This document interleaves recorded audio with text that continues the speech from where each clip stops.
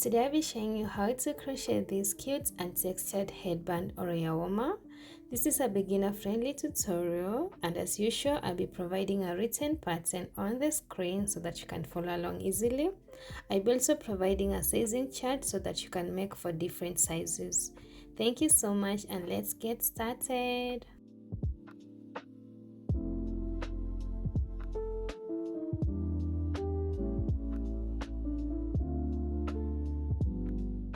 To begin, you're going to start by making a slip knot, and you can always make it in any way you prefer.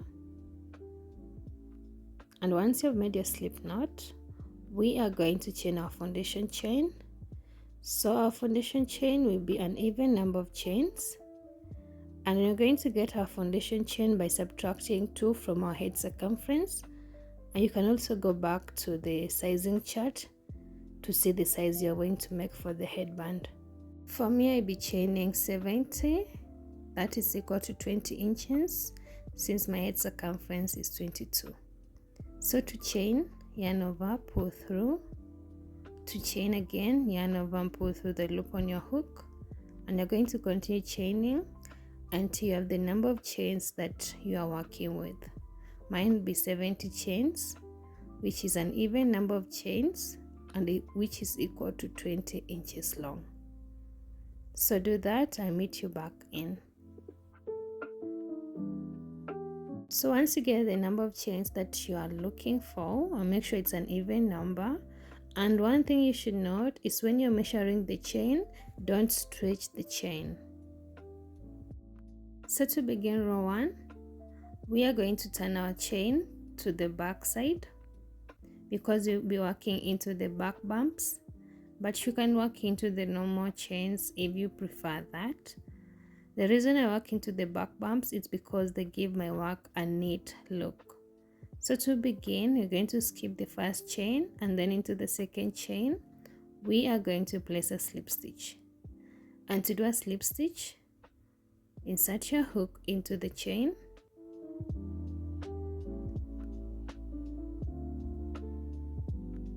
Yarn over, pull up a loop, and then pull through the loop on your hook.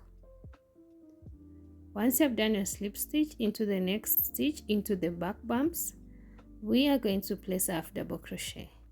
And to do half double crochet, you're going to yarn over, insert your hook into the chain, yarn over, pull up a loop. You have a total of 3 loops on your hook.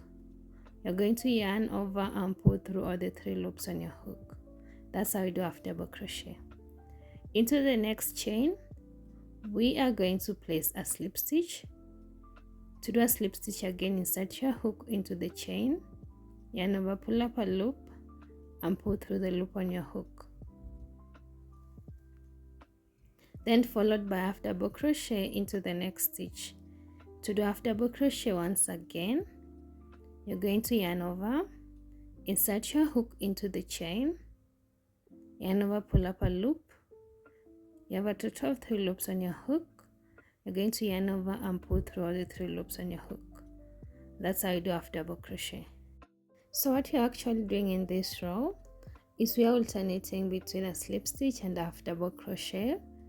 So into the next stitch, you're placing a slip stitch, then followed by half double crochet, and we're going to alternate that until the end of the row. So since you have half double crochet here, into the next stitch, you're doing a slip stitch, and then into the next one, you're going to do half double crochet,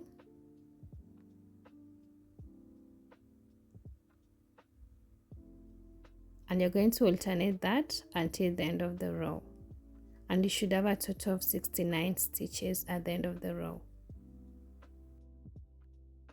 So once you are at the end of the row, into our second last stitch, we have a half double crochet, meaning into our last stitch, we are going to place a slip stitch.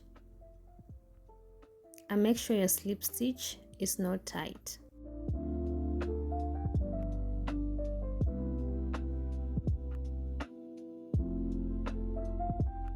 To begin row 2, we are going to chain 1, then turn our work slowly. Into our first stitch, we are going to place a half double crochet. To do half double crochet yarn over, insert your hook into both loops, yarn over, pull up a loop. You have a total of 3 loops on your hook, yarn over and pull through all the 3 loops. So once you're done making your half double crochet stitch, for beginners, I recommend that you place a stitch marker into that first stitch so that you won't forget about it or you won't skip any stitches. And then into the next stitch, since we have done half double crochet, meaning into our next stitch, we are going to do a slip stitch. Insert your hook, yarn over, pull up a loop, and then pull through the loop on your hook. And once you're done, into the next stitch, we are going to place a half double crochet. So to do half double crochet, yarn over, insert your hook into the stitch, yarn over, pull up a loop. You have a total of 3 loops on your hook, yarn over and pull through all the 3 loops. That's how you do half double crochet. Then followed by a slip stitch into the next stitch, and then a half double crochet into the next one,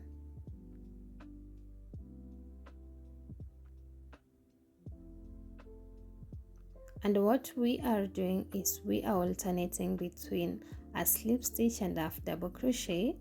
So where there is a half double crochet, on top of it we place a slip stitch, and where there is a slip stitch, on top of it we place half double crochet.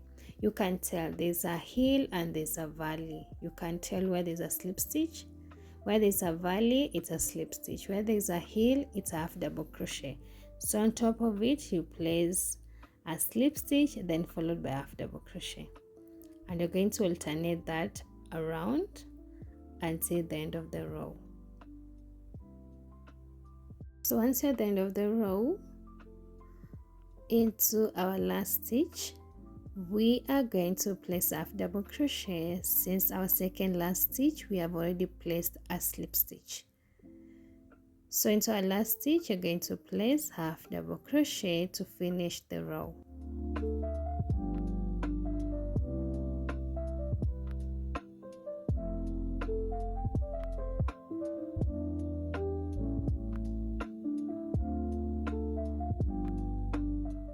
And make sure you have a total of 69 stitches. To begin row 3, you're going to chain 1, and then you're going to turn your work slowly into our first stitch. Since it's a half double crochet, on top of it we are going to place a slip stitch. So to do a slip stitch, insert your hook into the stitch, yarn over, pull up a loop, and pull through the loop on your hook. And once you've made your first stitch, you're going to place a stitch marker for beginners so that you won't skip this stitch, and make sure your slip stitch is not tight. And then into the next stitch, we are going to place a half double crochet. Since our first stitch was a slip stitch, we are going to follow it with a half double crochet.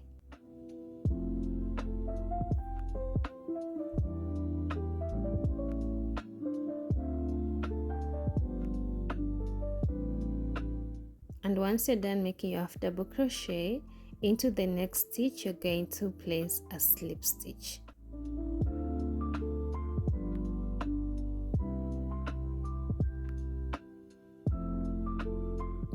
Once you're done with your slip stitch, into the next stitch we are going to place half double crochet.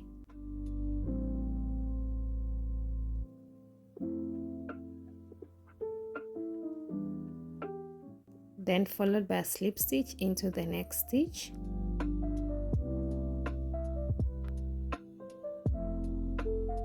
And then half double crochet into the next one.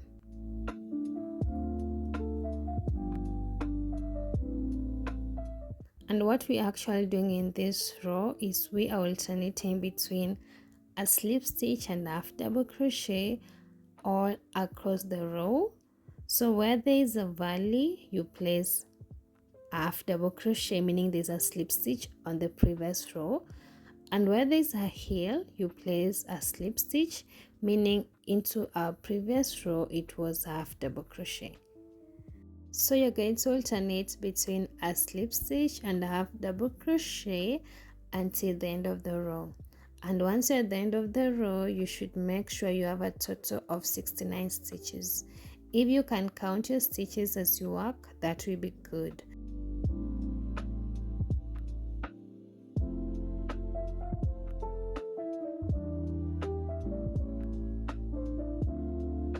Once you're at the end of the row, into our last stitch, we are going to place a slip stitch since our second last stitch is half double crochet. So automatically our last stitch should be a slip stitch.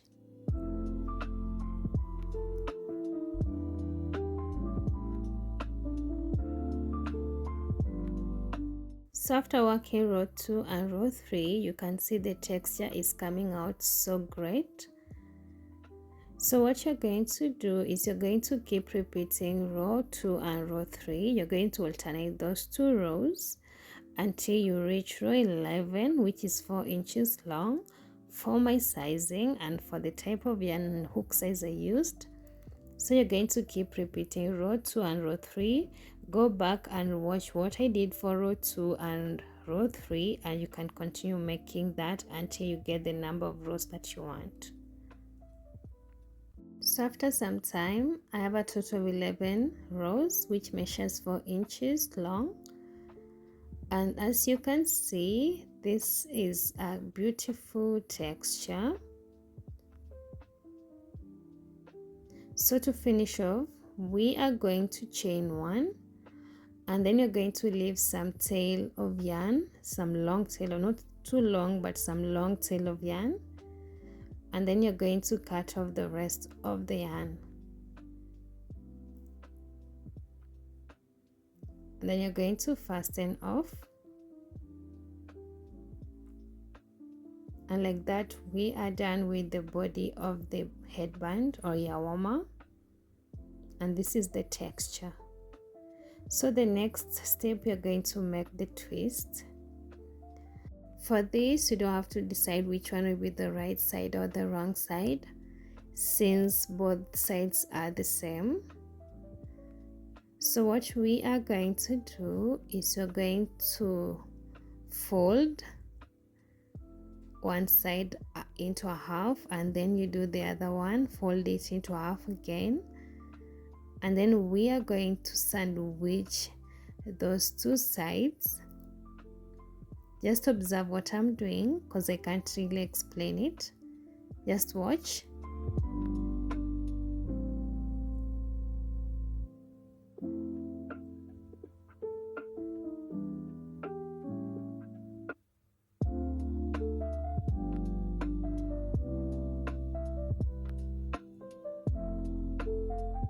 So one thing you should make sure of is you have to make sure they are aligned on the same level, and then you're going to take your darning needle and then you're going to sew,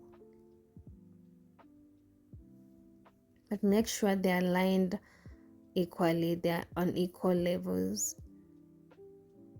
and you're going to just sew. Just observe what I'm doing and you can do the same. I won't explain here, just observe and do the same.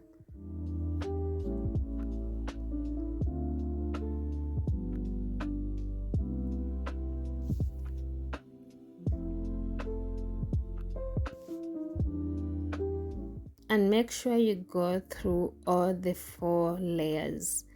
Don't leave any layer out. Go through the 4 layers and keep sewing until you finish sewing, and I meet you back in. Just observe what I'm doing, but make sure you go through the 4 layers. That's so important.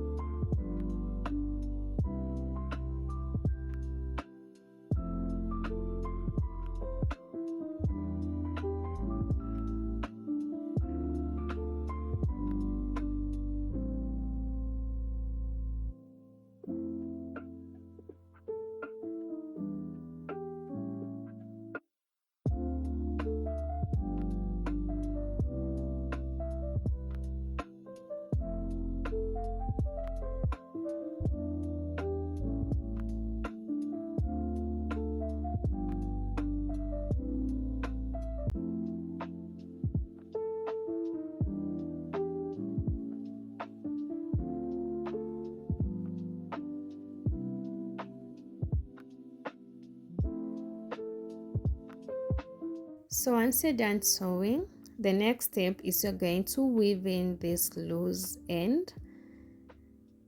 So to do that, we have two of them, but let me demonstrate for one. Just go through some few stitches on the wrong side, and then you're going to pull through a tail of yarn, and once you're finished, you're going to skip one stitch, and then you're going to go towards the opposite side, and then you're going to pull the yarn, but don't pull tight. And once you're satisfied with this, you are going to cut off the rest of the yarn, and we are going to repeat the same for this tail. I meet you back in. So this is where the magic happens. We are going to reveal the twist. So to do that, we are going to turn the headband to the right side to expose and reveal the twist.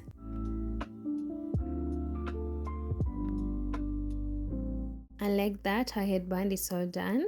So let me give you tips on how you can customize it to your liking. So instead of making it in a plain color of yarn, you can make it striped. And for kids, you can add some charms, some daisies, and some hearts. So thank you so much for crocheting with Kemunto today. If you like this tutorial, remember to leave a like and a positive comment down below. And remember to subscribe if you are new to my channel, and to turn on the notification bell so that you can be notified anytime I post a tutorial. Until next time, remember to stay kind and stay creative. Bye!